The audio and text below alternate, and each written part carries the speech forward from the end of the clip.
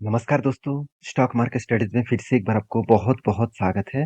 तो आज स्वतंत्रता दिवस की बहुत-बहुत शुभकामनाएँ और आज के दिन मैं आपके साथ कुछ कंपनीज़ के डिटेल्स अपडेट करूँगा, जो बहुत हेल्पफुल होगा आपको फ्यूचर में स्विंग ट्रेडिंग्स और एज़ अ लॉन्ग टर्म के लिए इस कंपनी के ऊपर क्या पर्सपेक्टिव व्यू है, वो भी मैं आपके साथ शेयर करूँगा।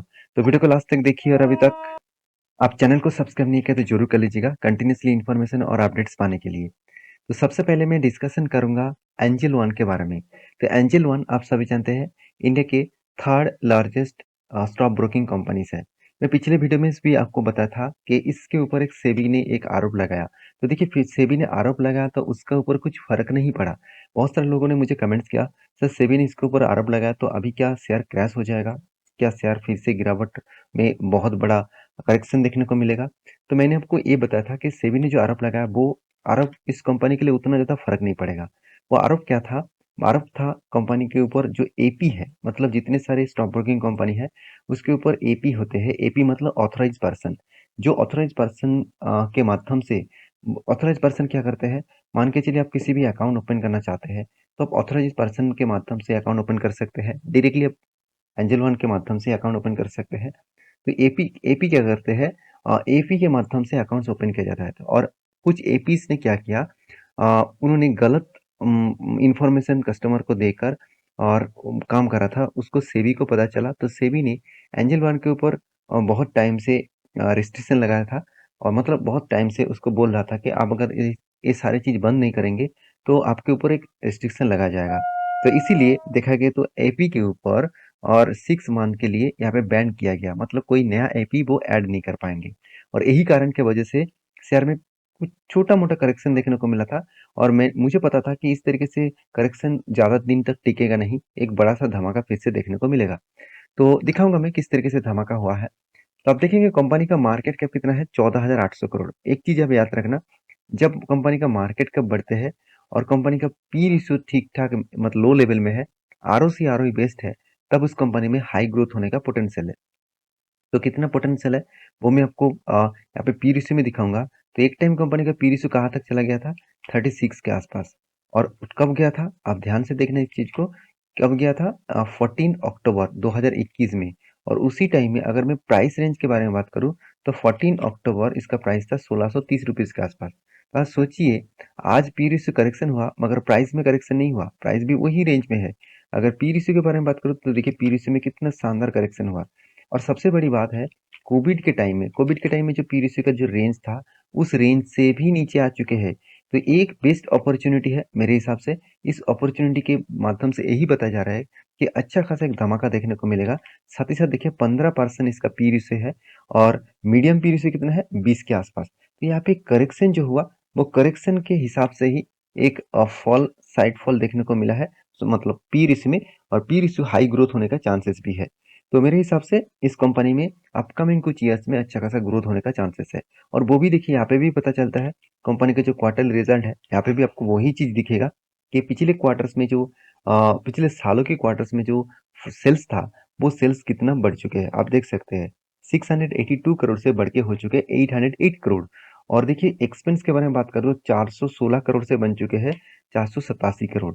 और अभी देखिए कंपनी का नेट प्रॉफिट, जो ऑपरेटिंग प्रॉफिट मार्जिन है, वो 39% से बढ़ के हो चुके हैं 40%। तो इसका मतलब हर जगह पे, हर दिशा में यहाँ पे पॉजिटिवली देखने को मिला है। अभी नेट प्रॉफिट के बारे में बात करूँ तो 180 करोड़ से बन चुके 222 करोड़, 21 करोड़ के आसपास। तो एक पॉजिटिवली यहाँ पे ग्रोथ देखने को मिला है। इसी बेसिस में दो पॉइंट्स आपके साथ शेयर करूंगा। पहले तो इन्वेस्टर के बारे में बात करूं तो देखिए एफएस ने धीरे धीरे करके खुद का स्टेक किस तरीके से इंक्रीज किया। 4-4.5% के होल्डिंग से बढ़ के हो चुके इस बार 17% के आसपास। और डीएस ने भी होल्डिंग्स को इंक्रीज किया, 8.5% के से बढ़ के हो चुके हैं 10% के ऊपर। और पब्लिक के पास देखिए ज्यादा होल्डिंग्स था और पब्लिक ने क्या किया, खुद का स्टेक को बेचा। और प्रोमोटर ने भी खुद को स्टेक को कुछ कम किया। तो ओवरऑल हर किसी के पास इस कंपनी की हिस्सेदारी है। और क्यों ना रहे, जो कंपनी का रिजर्व भी इतना शानदार तरीके से ग्रोथ हो रहा है। और कंपनी कर्जा भी लिया मगर उतना कर्जा नहीं है जितना इसका रिजर्व है। अगर कर्जे के बारे में बात करूं तो आप देखेंगे लॉन्ग टर्म और शॉर्ट टर्म बोरिंग्स दोनों में ही कर्जा नहीं दिखेगा। तो आप कहेंगे सर कर्जा नहीं है तो यहाँ पे कर्जा क्यों दिखाया। हाँ, यहाँ पे देखिए आदर्श बोरिंग्स है। आदर्श बोरिंग्स मतलब मान के चलिए कुछ कंपनी को कुछ कर्जा लेना पड़ा और वो भी बैंकिंग के मतलब बैंक से नहीं, अलग अलग तरीके से, तो उसको आदर्श बोरिंग्स भी कहा जाता है। तो इस तरीके से बोरिंग्स में कुछ फर्क नहीं पड़ता क्योंकि कंपनी का रिजर्व भी अच्छा है और कंपनी की इनकम भी है, तो इजीली वो कर्जे को मिटा सकते हैं। तो अभी देखिए कंपनी का फिक्स एसेट के बारे में बात करूँ तो फिक्स एसेट लगातार ग्रोथ हुआ और इस बार देखिए CWIP में कैपिटल वर्किंग इन प्रोसेस में कंपनी 62 करोड़ पैसा लगा कर रखा। तो इस पैसा प्रोसेसिंग खत्म होने के बाद डायरेक्टली आपको फिक्स एसेट में दिखेगा। इसका मतलब नेक्स्ट ईयर में आपको अराउंड अराउंड 200 करोड़ से ऊपर आपको फिक्स एसेट देखने को मिलेगा। तो 240 करोड़ के ऊपर। तो यहाँ पे देख सकते हैं और एक चीज आप देखेंगे तो ट्रेड रिसीवेबल कंपनी की इस बार कितना ट्रेड रिसीव हुआ, 350 करोड़ के आसपास। और कैश इक्विपमेंट कितना है, कैश इक्विपमेंट 5400 करोड़ है। तो यहाँ पे 2 पॉइंट्स प्लस पॉइंट्स देखने को मिला है। तो ये एसेट के तरीके से देखने को मिलेगा। कंपनी के एसेट का ग्रोथ होना मतलब कंपनी का ग्रोथ होना। रही बात कंपनी के चार्ट पैटर्न का, तो ध्यान दीजिएगा मैंने आपको एक ट्रेड मेंशन करके दिया था और ऑब्वियसली ये ट्रेड मेरा खुद का ट्रेड है। मैं आपको कोई भी बाय एंड सेल का रिकमेंडेशन कभी नहीं करता। मेरा काम है आपको सिखाना, आपका काम है सीखना। सीख कर काम करेंगे तो सब कुछ मिलेगा, ना सीख कर आप ब्लाइंडली स्टॉक मार्केट में निवेश करेंगे तो आपको बहुत बड़ा लॉसेस होने का चांसेस रहेगा। तो देखिए यहाँ पे क्या बना, एक मतलब शोल्डर बना, फिर से एक शोल्डर बना, उसके बाद एक बिग हेड बना और उसके बाद एक शोल्डर बना। तो मैंने आपको ये भी बताया था जब शोल्डर बन के कंप्लीट होगा तो कंप्लीट कहाँ पे हुआ, इस कैंडल ने। और उसके बाद ब्रेकआउट किसने दिया, ब्रेकआउट दिया इस कैंडल ने, नेक्स्ट मतलब प्रीवियस डे में ही ब्रेकआउट दिया। तो इसका मतलब इसकी ऊपर एंट्री मिलेगा और टारगेट कहाँ तक रहेगा, टारगेट आपको रहने वाले हैं यहाँ तक 41%। इसका मतलब जो टारगेट यहाँ पे आ रहा है 2347। देखिए टारगेट मतलब मैं इस टारगेट को लेकर चल रहा हूँ, ऐसे नहीं कि मैं आपको टारगेट दे रहा हूँ। देखिए मैं किसी को टारगेट देकर नहीं चलता। काम आपको करना है तो आपको खुद के रिस्क के हिसाब से करना है, मेरे रिस्क के हिसाब से नहीं। क्योंकि मैं खुद के पैसे लगाता हूँ, आप आपके पैसे लगाएंगे तो खुद रिसर्च करके ही काम करना, खुद की डिसीजन के ऊपर ही काम करना। तो ये था फर्स्ट कंपनी। सेकेंड जो कंपनी है उसका नाम है तेजस नेटवर्क। देखिए तेजस नेटवर्क आप सभी जानते हैं टाटा ग्रुप के एक टेलीकम्युनिकेशन सेक्टर से बिलोंग करने वाला कंपनी है। इस कंपनी में आपको जो आर है वो नेगेटिव दिखेगा और एनुअली इनकम भी नेगेटिव दिखेगा। आप कहेंगे सर कंपनी में सब कुछ नेगेटिव है तो इस कंपनी के ऊपर क्या करूं। देखिए मैं इस तरीके से कंपनी के ऊपर जब कोई मौका मिलता है तो मैं ऑब्वियसली ट्रेडिंग पर्पस में सोचता हूँ। मैं आज तक इस कंपनी के ऊपर कोई भी 1 रुपया भी निवेश मतलब लॉन्ग टर्म के लिए निवेश नहीं किया। ट्रेडिंग के लिए बहुत बार मैंने ट्रेड भी किया। तो इस कंपनी के ऊपर ट्रेड कहाँ से बना वो मैं तो आपको दिखाऊंगा। उससे पहले एक चीज देख लीजिए, कंपनी का मार्केट कैप कितना है, 13,700 करोड़ के आसपास, चलो 800 करोड़ के आसपास। कंपनी का पी रेशियो देखिए, अभी करंट जो पी रेशियो है वो यहाँ पे दिखाई नहीं दे रहा है क्योंकि कंपनी का जो पी रेशियो है वो यहाँ पे देखने को नहीं मिला है। तो कंपनी का पी रेशियो क्यों नहीं दिखा मुझे पता नहीं। तो उसके बाद देखिए कंपनी का जो पॉइंट्स मुझे सबसे बेस्ट लगा, कंपनी टेलीकम्युनिकेशन मतलब टेलीकॉम इक्विपमेंट्स जो है, इंफ्रा जो सर्विसेज है उस सेक्टर में, टेलीकम्युनिकेशन इक्विपमेंट सर्विस सेक्टर में कंपनी नंबर 1 है। नंबर 1 होने के पीछे एक ही कारण है, कंपनी का मार्केट कैप। तो बड़ी बात इस कंपनी में क्या है, कंपनी डेट फ्री कंपनी है, कंपनी का आर तो नेगेटिव में है और कंपनी का सेल्स ग्रोथ ठीक ठाक है। कंपनी का प्रॉफिट ग्रोथ भी कुछ नेगेटिव्स में है। जैसे कंपनी का प्रॉफिट ग्रोथ देखेंगे तो कंपनी लास्ट कुछ सालों में कंपनी लॉस करते जा रहा है। और कंपनी का क्वार्टरली रिजल्ट के बारे में बात करूँ तो देखिए कंपनी क्वार्टरली रिजल्ट में भी कंपनी का लॉसेस देखने को मिला है। अभी लॉसेस क्यों हो रहा है, क्योंकि देखिए कंपनी का जो बिजनेस मॉडल्स है वो टेलीकम्युनिकेशन एंड इंफ्रा के ऊपर है। जो ऑप्टिकल फाइबर्स बिछाए जाते हैं, जो इस तरीके से टेलीकम्युनिकेशन के जो इंफ्रास्ट्रक्चर बनाए जाते हैं, तो इसके लिए कंपनी का सिर्फ अभी खर्चा ही हो रहा है, तो उसमें कुछ प्रॉफिट जनरेट नहीं हो रहा है। तो मेरे हिसाब से सारे काम कंप्लीट होने के बाद ही कंपनी को प्रॉफिट देखने को मिल सकता है। क्योंकि पहले भी कंपनी प्रॉफिट करते थे, आज प्रॉफिट नहीं हो रहा है, आज कंपनी के ऊपर लॉसेस हो रहा है। कंपनी के बैलेंस शीट के बारे में बात करूँ, देखिए ध्यान से देखिए ना, कंपनी का रिजर्व बढ़ते जा रहा है, कंपनी का कर्जा कम होता जा रहा है। इसका मतलब ये बात भी क्लियर है कि कंपनी खुद की बिजनेस को अलग तरीके से सोचते हैं। और कंपनी का देखिए CWIP के बारे में बात करूँ तो कंपनी इस बार हाईएस्ट पैसा लगा के रखा, 150-55 करोड़ के आसपास। और वो पैसा डायरेक्टली आपको नेक्स्ट ईयर में फिक्स एसेट में देखने को मिल जाएगा। तो ये सारे पॉइंट्स कंपनी के कुछ पॉजिटिव में है, कुछ नेगेटिव में है। देखिए अगर कंपनी में पूरा का पूरा खराब ही होता तो एफआईएस और डीआईएस माल क्यों उठा के रखते? वो तो पहले ही माल बेचकर भाग जाता। तो प्रोमोटर के पास भी देखिए होल्डिंग्स है। आज प्रोमोटर के पास जीरो होल्डिंग था बीच में, आज 55% का होल्डिंग है। तो प्रोमोटर खुद माल खरीद रहे हैं। क्यों खरीद रहे हैं? और प्रोमोटर कौन है? मैं पहले बोल चुका हूँ, टाटा सन। टाटा सन इसका प्रोमोटर है। तो मेरे हिसाब से इस कंपनी के ऊपर फ्यूचर में एक अच्छा खासा ग्रोथ होने का चांसेस है। तो मैं कितना ग्रोथ होगा उसके बारे में ना सोचकर मैं इस कंपनी के ऊपर क्या स्विंग ट्रेडिंग्स बन रहा है वो मैं सोचता हूँ। तो कंपनी के ऊपर एक अपॉर्चुनिटी यहाँ पे देखने को मिला था, मैंने आपको ये भी बताया। तो मैंने किस तरीके से इसके ऊपर ट्रेड इनिशिएट किया। देखिए यहाँ पे क्या बना, एक कप बना, उसके बाद एक हैंडल्स बना, और हैंडल ने इस वॉल्यूम के साथ, हाई वॉल्यूम के साथ यहाँ पे ब्रेकआउट किया, और ब्रेकआउट नेक्स्ट कैंडल ने ही कंफर्मेशन कर दिया। तो नेक्स्ट कैंडल ने कंफर्मेशन किया जब 50% ऑलमोस्ट, यहाँ पे देखिए 50% ऑलमोस्ट देखा जाए तो टारगेट कंपनी अचीव हो चुके थे। तो मैंने एंटी नहीं लिया। मैंने एंटी कब लिया? नीचे लेवल्स में जब आया उसके बाद टच किया और उस लेवल में मैंने एंटी लिया, और मेरे एंटी लेवल इस जगह पे है, और मेरा टारगेट है यहाँ तक मतलब करीबन करीबन मैं प्राइस आपको बता दूं, वन वन सॉरी 1023, इस लेवल तक मेरा टारगेट रेशियो रहेगा। तो आपका क्या राय है मुझे जरूर कमेंट्स करना। और हाँ, ये मेरा टारगेट है, आपका नहीं। तो प्लीज आपके रिसर्च के हिसाब से, आपके रिस्क के हिसाब से जरूर काम करना। नेक्स्ट जो कंपनी जिसके बारे में बात करूँ उसका नाम है इन्फोएज।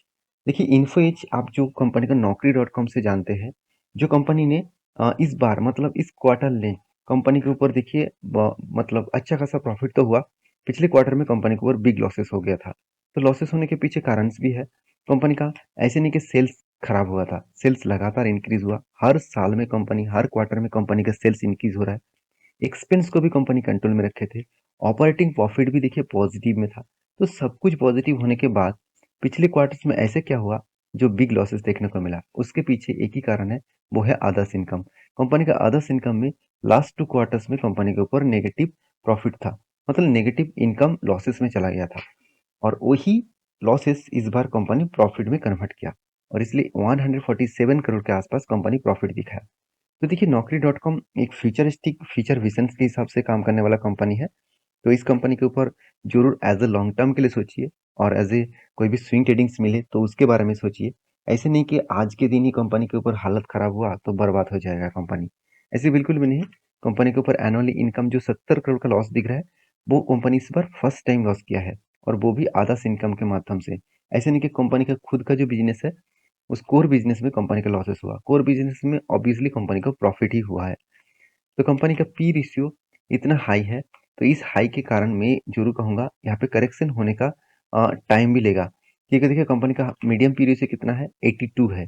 तो 5 साल के मीडियम मतलब एवरेज पी रेशियो 82 है, और कंपनी का करंट जो मतलब यहाँ पे पी रेशियो है वो कितना है? 139 के आसपास, 140 के आसपास। देखिए 2 पॉइंट्स मुझे इस कंपनी के ऊपर अच्छा लगा, वो 2 पॉइंट्स मैं आपके साथ शेयर करूँ तो आप देखेंगे कंपनी का रिजर्व लगातार लगातार बढ़ते जा रहे हैं, और कंपनी ने लास्ट ईयर मतलब इस साल में ही कंपनी कर्जा लिया। पहले कंपनी के पास कोई भी कर्जा नहीं था। आप कहेंगे सर इस टाइम में कर्जा क्यों लिया गया? देखिए कर्जा इसीलिए लिया गया क्योंकि कंपनी ने ट्रेड रिसीवेबल, तो ट्रेड रिसीवेबल मतलब कंपनी इस बार 13, पिछले बार 30 करोड़ के आसपास, इस बार 13 करोड़ के आसपास ट्रेड रिसीव किया, और इसी के चलते शायद मुझे लगता है कर्जा भी लिया। और उसके साथ और एक पॉइंट आप देखेंगे तो कंपनी इस बार हाईएस्ट फिक्स एसेट को परचेज किया।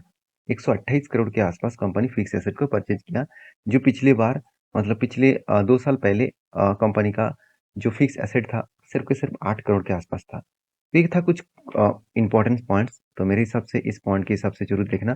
और एफ के पास देखिए अच्छा खासा होल्डिंग्स है, डीएस के पास भी धमाका होल्डिंग्स है, और पब्लिक के पास भी अच्छा खासा होल्डिंग्स है, और प्रोमोटर के पास जितना होल्डिंग्स था उतना ही होल्डिंग है। अगर कंपनी में दम नहीं होता तो ये इंस्टीट्यूशन खुद माल बेचकर भाग जाता। तो कोई बात नहीं, आप जिस तरीके से सोच रहे हैं उसी तरीके से काम करिए। देखिए मैंने आपको एक ट्रेड मेंशन किया था, और मैंने आपको बोला था कि ये जो रेजिस्टेंस बार बार वो रिटेस्ट कर रहा है, बार बार इस रेजिस्टेंस को रिटेस्ट कर रहा है, इस रेजिस्टेंस को जब ब्रेकआउट करेगा हाई वॉल्यूम के साथ मैं ऑब्वियसली एंट्री लूंगा। देखिए यहाँ पे हाई वॉल्यूम के साथ ब्रेकआउट भी हुआ, और उसके बाद यहाँ पे मैंने कुछ इस पॉइंट ऑफ व्यू से एंट्री लिया, और मेरा टारगेट फर्स्ट टारगेट यहाँ पे था, सेकंड टारगेट यहाँ पे था। देखिए इस तरीके से दोनों टारगेट अचीव होने के बाद देखिए किस तरीके से करेक्शन हुआ। आप कहेंगे सर यहाँ पे टारगेट अचीव होने के बाद आपको कैसे पता था कि यहाँ से करेक्शन होगा? देखिए मुझे पता पता था मतलब मैं एक प्रेडिक्शन करके चल रहा था। मैं कोई 100% गारंटी लेकर नहीं चलता हूँ। क्योंकि प्रेडिक्शन किस तरीके से था मैं आपको समझा दूँ।